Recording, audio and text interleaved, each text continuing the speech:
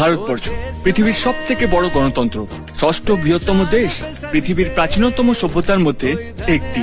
Algebra, calculus আর ত্রিকোণমিতির জন্ম হয়েছে ভারতবর্ষে। দশমিকের ব্যবহার প্রথম প্রচলিত হয় ভারতবর্ষে। পৃথিবীর প্রথম বিশ্ববিদ্যালয় স্থাপিত হয়েছিল আমাদের দেশে, নাম তক্ষশিলা বিশ্ববিদ্যালয়।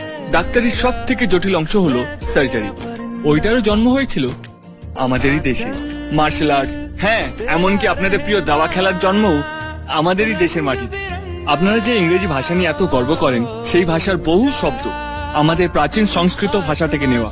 ভারতীয় রেল পরিষেবা পৃথিবীর সবচেয়ে বেশি কর্মসংস্থান করে থাকে।